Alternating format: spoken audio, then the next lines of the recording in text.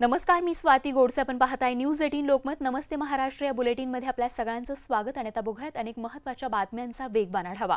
लोकसभेसाठी भाजपची पहिली यादी जाहीर झाली आहे. 182 उमेदवारांची नावं जाहीर करण्यात आली असून पंतप्रधान नरेंद्र मोदी पुन्हा वाराणसीमधून लढणार आहेत, तर लखनौमधून राजनाथ सिंहांना उमेदवारी देण्यात आली आहे.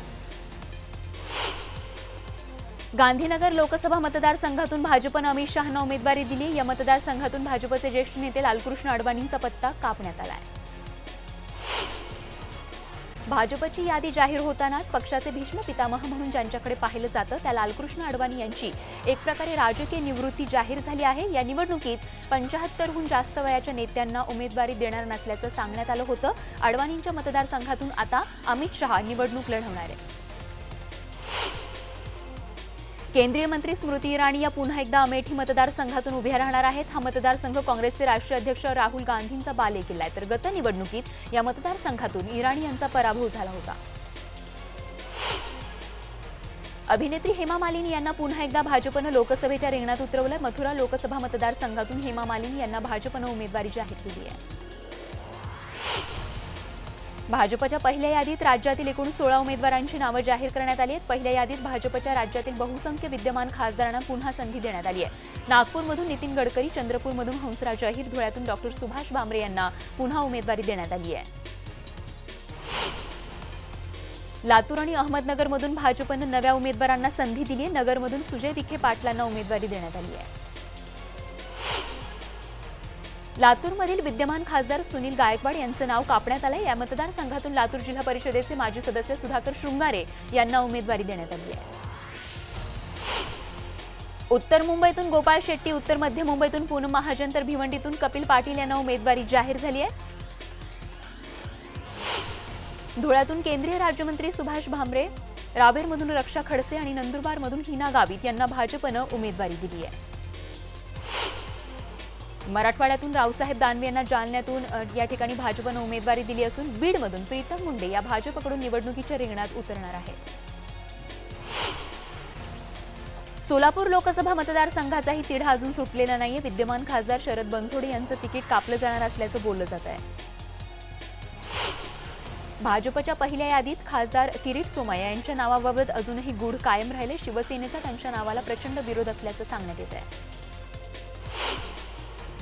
दरम्यान ईशान्य मुंबईच्या जागेची घोषणा न करण्यामागे राजकीय समीकरण असल्याचं सूचक वक्तव्य भाजपचे ज्येष्ठ नेते आणि उत्तर मुंबईचे खासदार गोपाळ शेट्टी यांनी केलं आहे. एकनाथ खडसेंनी पंतप्रधान नरेंद्र मोदी आणि अमित शहा यांचे आभार मानले, तर रक्षा खडसेंना जास्तीत जास्त मतांनी निवडून आणू असा विश्वासही यावेळेस त्यांनी व्यक्त केला आहे. भारतीय जनता पार्टीची केंद्रीय निवडणूक समितीची बैठक होणार आहे. भाजप मुख्यालयात या बैठकीचं आयोजन करण्यात आलं असून या बैठकीला पंतप्रधान नरेंद्र मोदी, अमित शहा उपस्थित राहणार आहेत.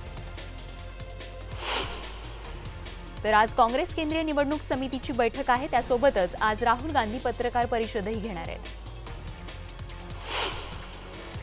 विजयसिंग मोहिते पाटलांवर अखेर अजित पवारांनी मौन सोडलाय. विजयसिंग मोहिते पाटील यांनी माढ्यातून लढावं असं शरद पवार यांनी त्यांना स्पष्टपणे सांगितलं होतं. मी त्याला साक्षीदार आहे, मात्र मोहिते पाटलांनी दुसऱ्या नावाचा आग्रह धरला असा गौप्यस्फोट अजित पवारांनी केलाय. या ठिकाणी विजयसिंग मोहिते पाटील यांनी रणजित सिंग यांचं नाव सुचवलं होतं, मात्र अजित पवारांनी भाषणामध्ये ते नाव घेण्याचं टाळलं. पुणे शहर राष्ट्रवादीच्या कार्यकर्ता मेळाव्यात अजित पवार बोलत होते.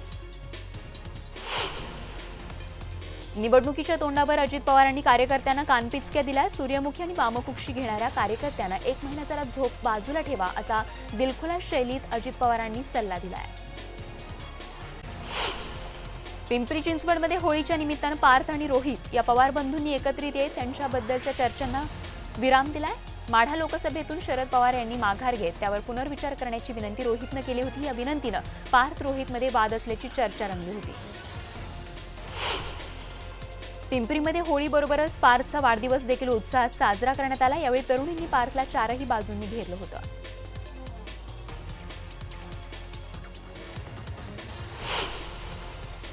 निवडणूक आणि निकाल आता फक्त औपचारिकता राहिली असं वक्तव्य महसूल मंत्री चंद्रकांत पाटील यांनी केलं. आघाडीचे उमेदवार व्हायला कोणी तयार नाही असा टोलाही त्यांनी लगावला. तसंच येणारा आठवडा खूप गाजणार असल्याचं सूचक वक्तव्यही त्यांनी केलंय. राष्ट्रवादीच्या डॉक्टर भारती पवार यांनी भाजपमध्ये प्रवेश त्या करणार आहेत। आज मुख्यमंत्र्यांच्या उपस्थितीत त्या भाजपमध्ये प्रवेश करतील। पुण्यामधून काँग्रेसतर्फे अरविंद शिंदेंना उमेदवार देण्यावर एकमत झाल्याचं कळतंय। लवकरच नाव जाहीर होण्याच्या हालचाली सुरू झाल्याची माहिती सूत्रांनी दिली। मात्र अरविंद शिंदेंच्या नावावरून काँग्रेसचे जुने नेते नाराज झाल्याचं कळतंय। पालघरमध्ये कम्युनिस्ट पार्टीने लोकसभा निवडणुकीसाठी बहुजन विकास आघाडीच्या उमेदवाराला पाठिंबा देण्याची घोषणा केली आहे। कम्युनिस्ट पार्टीच्या कार्यकर्त्यांनी ही अधिकृत घोषणा केली आहे। रत्नागिरी सिंधुदुर्ग मतदारसंघातील काँग्रेस उमेदवार नवीनचंद्र बांदिवडेकर यांच्याबाबत मोठं प्रश्नचिन्ह निर्माण झालंय। कारण बांदिवडेकर हे सनातन संस्थेशी निगडीत आहेत असा अनेकांचा आरोप आहे। बांदिवडेकर यांनी नालासोपारा स्फोटक प्रकरणातील आरोपी वैभव राऊतला सोडवण्याचं आवाहनही त्यांनी केलं होतं आणि त्यासाठी मोर्चा काढणाऱ्यांमध्ये त्यांचा समावेश होता। नवीनचंद्र बांदिवडेकर यांच्या उमेदवारीबाबत अशा प्रकारचे आरोप करत राष्ट्रवादी काँग्रेसकडून आक्षेप घेण्यात आला आहे। दरम्यान नवीनचंद्र बांदिवडेकरांनी आपला सनातनशी कोणताही संबंध नसल्याचं स्पष्ट केलं आहे। भिवंडी शहरातल्या कामतघर इथल्या काटेकर मैदानाजवळच्या गार्डनमध्ये मुलं खेळत असताना गेटकीपर कुलूप लावून अचानक गायब झाला। तर काही तास मैदानात अडकून पडलेल्या मुलांची स्थानिकांनी कुलूप तोडून सुटका केली।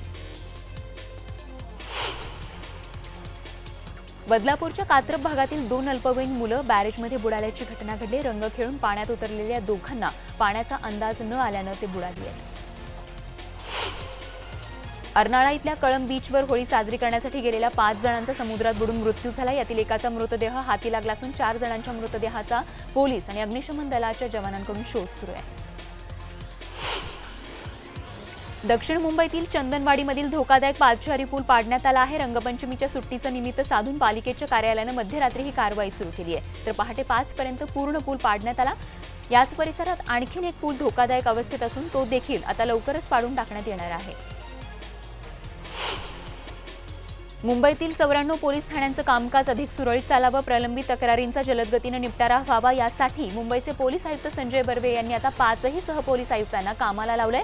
पोलीस उपायुक्तांप्रमाणेच आता हे सहपोलीस आयुक्त पोलीस ठाण्यांना भेटी देऊन झाडाझडती घेणार आहेत। तर 5 सह आयुक्तांमध्ये जबाबदारीचं वाटप करण्यात आलं असून या भेटीचा आढावा पोलीस आयुक्तांना देण्यात येणार आहे।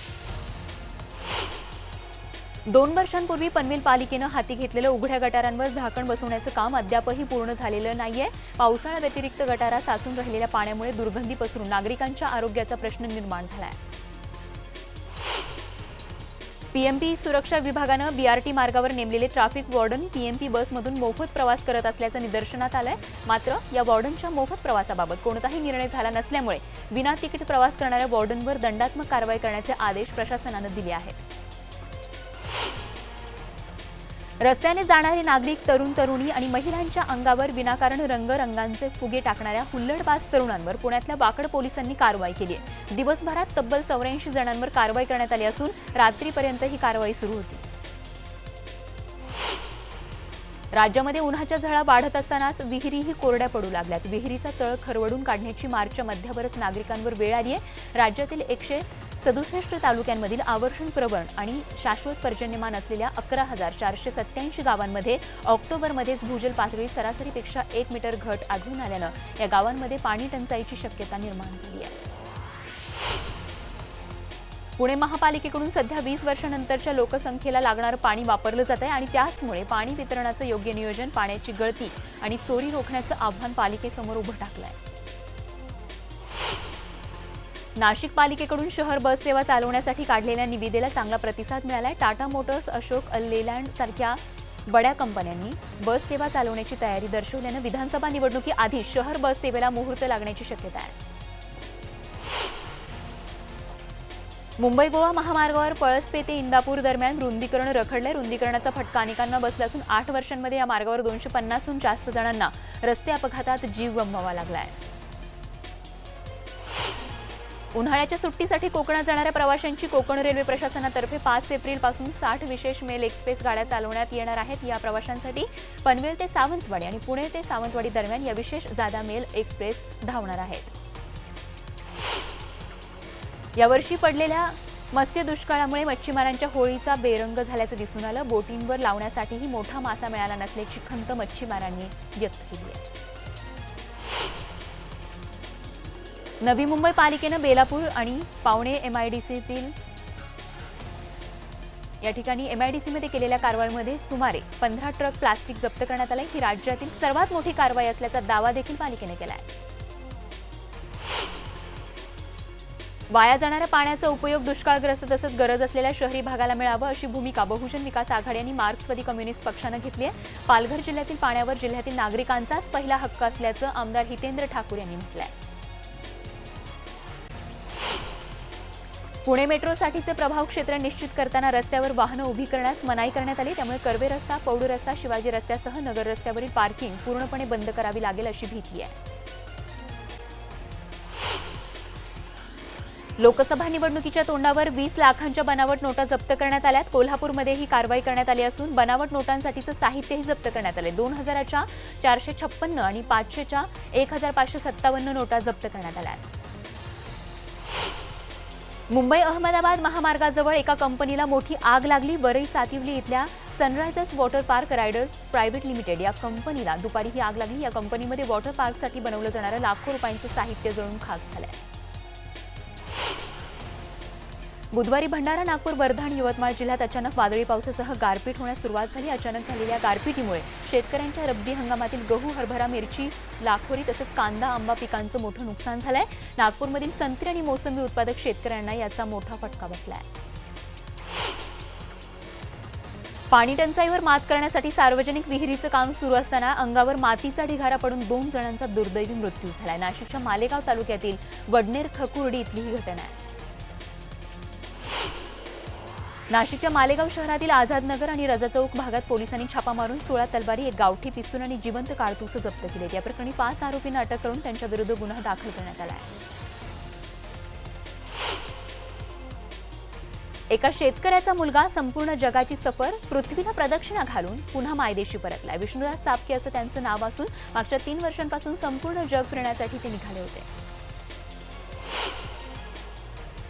मुंबई महानगरात रिक्त असणाऱ्या घरांची संख्या 2.25 लाखांवर पोहोचली। रिक्त घरांचं काय करायचं असा प्रश्न विकासकांना पडलाय। तर मुंबई, ठाणे तसंच विस्तारित उपनगरांमध्ये या रिक्त घरांचा आकडा जास्त आहे। जे रुग्णालयातील महानगर रक्तपेढीच्या माध्यमातून मुंबईतील रक्तदात्यांना मागेल तिथे रक्त पोहोचवणारी आरोग्य विभागाची महत्त्वाकांक्षी योजना मुंबईमध्ये बंद करण्यात आली आणि याचा मोठा फटका मुंबईतील रुग्णांना बसतोय। धुलवड उत्साहाच्या पार्श्वभूमीवर स्थानिक पोलीस वाहतूक पोलिसांचा कडेकोट बंदोबस्त ठेवण्यात आला होता। वाहतुकीचे नियम मोडणाऱ्या 7678 जणांना वाहतूक पोलिसांच्या कारवाईचा दणका बसलाय। 1 एप्रिलपासून सीएनजी, पीएनजी आणि घरगुती गॅसच्या दरात वाढ होण्याची शक्यता आहे। सूत्रांनी दिलेल्या माहितीनुसार नैसर्गिक वायूच्या किमतीत 18% वाढ होण्याची शक्यता आहे। आंतरराष्ट्रीय बाजारात निर्माण झालेल्या मागणीमुळे नैसर्गिक वायूच्या दरांमध्ये वाढ होणार असल्याची माहिती मिळते आहे। मेट्रो स्थानकाच्या 500 मीटर परिसरातील भाग प्रभाव क्षेत्र म्हणून निश्चित करण्यात आलाय। मात्र या निर्णयाची अंमलबजावणी करताना महापालिकेच्या पार्किंग धोरणाला फटका बसण्याची दाट शक्यता आहे। महाराष्ट्राचं कुलदैवत असणाऱ्या जेजुरी गडावरील मल्हारी मार्तंडाचा विधिवत सूर्यस्नान सोहळा पार पडला। दरवर्षी जेजुरी गडावरील मुख्य गाभाऱ्यातील स्वयंभू लिंग मूर्ती तसंच मार्तंड भैरवाच्या मूर्तीवर वर्षातून 2 वेळा थेट सूर्यकिरण पडत असतात। गडकोटाच्या तटबंदीच्या कमानीतून मुख्य मंदिरासमोरील मल्लदैत्य गडीगाड पार करून सूर्यकिरण मंदिराच्या दरवाजातून पार करत गाभाऱ्यातील लिंग आणि मूर्तीवर सकाळी 7:15च्या सुमारास जाऊन पडतात आणि त्यावेळी हा सोहळा या ठिकाणी पार पडतो। तर आज संत तुकाराम महाराजांचा 371वा बीज सोहळा या ठिकाणी संपन्न होत आहे। राज्याच्या विविध भागामधून दिंड्या आणि हजारो वारकरी यानिमित्त देहू नगरीत दाखल झाले। संत तुकाराम महाराज संस्थान तसंच ग्रामस्थांच्या वतीनं देहू नगरीमध्ये नेत्रदीपक विद्युत रोषणाई करण्यात आली आहे। त्याने बघत आणखीन काही महत्त्वाच्या बातम्या थोडक्यात। समझोता एक्सप्रेस बॉम्बस्फोट प्रकरणी पंचकुलातील विशेष एनआयए कोर्टाने दिलेल्या निकालावर काँग्रेसचे ज्येष्ठ नेते कपिल सिब्बल यांनी खोचक टीका करत निशाणा साधलाय। 68 जणांना कुणी मारलं कोणालाच माहित नाही असं ट्विट त्यांनी केलंय। लोकसभा निवडणुकीमध्ये आयोगाने मतदारांसाठी सिव्हिजिल ॲप तयार केलंय। मतदाराने या ॲपवर तक्रारींऐवजी सेल्फी अपलोड करत स्वतःला प्रोजेक्ट करण्याचा प्रयत्न केलाय। तर दुसरीकडे एका व्यक्तीने चक्क कार्यालयातील रिकाम्या खुर्च्यांचा फोटो टाकून प्रश्नचिन्ह उपस्थित केलाय। मजुरीच्या क्षेत्रातील रोजगारात गेल्या 7 वर्षांपासून सुमारे 40% घट झाली आहे। यामुळे गेल्या 7 वर्षांमध्ये रोजगाराची संख्या सुमारे 3 कोटींनी कमी झाली आहे। पाकिस्तानी फौजांनी गुरुवारी सकाळी सुंदरबनी सेक्टरच्या केरीपट्ट्या शस्त्रसंधीचं उल्लंघन केलं। यावेळच्या गोळीबारात 24 वर्षीय वयाचा यशपॉल हा रायफलमन शहीद झाला। तो काश्मीरच्या उधमपूर जिल्ह्यातील मंतलाई खेड्याचा रहिवासी होता। भारतामध्ये आणखीन एखादा दहशतवादी हल्ला झाल्यास पाकिस्तानसमोर मोठ्या अडचणी निर्माण होतील असा कडक इशारा अमेरिकेने पाकिस्तानला दिलाय। पाकिस्तानने जैश ए मोहम्मद, लष्कर ए तोयबा सारख्या दहशतवादी गटांवर ठोस आणि निर्णायक कारवाई करावी असा दम देखील अमेरिकेने भरलाय। आता बातमी आहे क्रीडा विश्वातून। आगामी विश्वचषक क्रिकेट स्पर्धेत भारत आणि इंग्लंड हे विजेतेपद जिंकू शकतील। गोलंदाजांच्या कामगिरीच्या बळावर विराट कोहलीच्या नेतृत्वाखालील भारतीय संघाला जेतेपदावर नाव कोरता येईल असं मत ऑस्ट्रेलियाचा माजी वेगवान गोलंदाज ग्लेन मॅकग्रानं व्यक्त केलं आहे। इंग्लंड संघाला जगभरातील कोणत्याही ठिकाणी पाठिंबा देण्यासाठी हजर असणाऱ्या बार्मी आर्मीच्या धर्तीवर भारत आर्मीची स्थापना करण्यात आली आहे। 22 देशांमधून भारत आर्मीचे 8000 चाहते इंग्लंडमध्ये दाखल होणार आहेत अशी माहिती आंतरराष्ट्रीय क्रिकेट परिषदेने दिली आहे। खेळाच्या ताणासंदर्भातील व्यवस्थापनाचे एकच धोरण सर्वांनाच लागू करता येणार नाही, परंतु खेळाडूंना आपल्या मर्यादांची पूर्ण जाणीव आहे असं मत माजी कर्णधार राहुल द्रविड यांनी व्यक्त केलं आहे। 2013 मध्ये घडलेल्या सामना निश्चिती प्रकरणामुळे संपूर्ण क्रिकेट विश्वाला मोठा धक्का बसला होता। हा काळ माझ्या आयुष्यातील सर्वात खडतर आणि नैराश्यग्रस्त होता असं चेन्नई सुपर किंग्सचा कर्णधार महेंद्रसिंग धोनीने सांगत यामध्ये खेळाडूंची काय चूक होती असा सवालही विचारलाय। पुलवामा दहशतवादी हल्ल्याच्या निषेधात भारतात पाकिस्तान सुपर लीगचं प्रक्षेपण थांबवण्यात आलं होतं। त्याला प्रत्युत्तर म्हणून पाकिस्तानने त्यांच्या देशात IPLचं प्रक्षेपण न करण्याचा निर्णय घेतलाय। भारताचा एकेरीतील अव्वल टेनिसपटू प्रज्ञेश गुणेश्वरन यानं जय क्लार्क याचा पराभव करत मियामी खुल्या टेनिस स्पर्धेच्या मुख्य फेरीत धडक मारली आहे। ATP मास्टर्स स्पर्धेत सलग दुसऱ्यांदा मुख्य फेरीत खेळण्याची किमया त्यानं साधली आहे। जागतिक क्रमवारीत एकेकाळी 6व्या स्थानापर्यंत पोहोचलेल्या डेन्मार्कचा जोकिम पेरसोन यानं सामना निश्चिती आणि सट्टेबाजीला सहाय्य केल्याचं कारण देत जागतिक बॅडमिंटन महासंघानं त्याच्यावर 1.5 वर्षांसाठी बंदी घातली आहे। 4 प्रकरणांमध्ये जोकिम हा दोषी आढळलाय। त्याला 1.5 वर्षांच्या बंदीसह $4500 इतकी रक्कम दंड म्हणून ठोठावण्यात आली आहे। बॉलिवूडमध्ये येत्या काही आगामी काळात अनेक मोठमोठे चित्रपट प्रदर्शित होणार आहेत। यामध्ये अक्षयचा सूर्यवंशी आणि सलमानच्या इन्शाअल्लाह चित्रपटाचा समावेश आहे। हे दोन्ही चित्रपट 2020 मध्ये प्रदर्शित होणार आहेत। मात्र आता हे चित्रपट एकाच दिवशी प्रदर्शित होणार असून सलमान आणि अक्षयमध्ये टक्कर बघायला मिळणार आहे। समलैंगिक संबंधांवर आधारित चित्रपट प्रेक्षकांच्या भेटीला आलाय। 377 अबनॉर्मल असं या चित्रपटाचं नाव असून ZEE5 वर तो प्रदर्शित करण्यात आलाय। नेटकऱ्यांना हा चित्रपट आवडला असून सध्या सोशल मीडियावर त्याची चर्चा सुरू आहे। अभिनेत्री श्रद्धा कपूर देखील यावर्षी विवाह बंधनात अडकणार असल्याची चर्चा सुरू आहे। श्रद्धा कपूर आणि सेलिब्रिटी फोटोग्राफर रोहन श्रेष्ठा यांच्यात प्रेम प्रकरण सुरू असल्याची चर्चा बॉलिवूडमध्ये होती। आता या दोघांमध्ये यावर्षी या दोघांचं लग्न होणार असल्याची चर्चा आहे। श्रद्धा कपूरच्या कुटुंबियांनी देखील लग्नाला होकार कळवला असल्याची माहिती मिळते आहे। आणि बातमीसोबतच बुलेटिनमध्ये वेळ झाली तेच थांबण्याची। ताज्या बातम्यांसह लगेचच भेटतोय। बघत रहा फक्त न्यूज 18 लोकमत।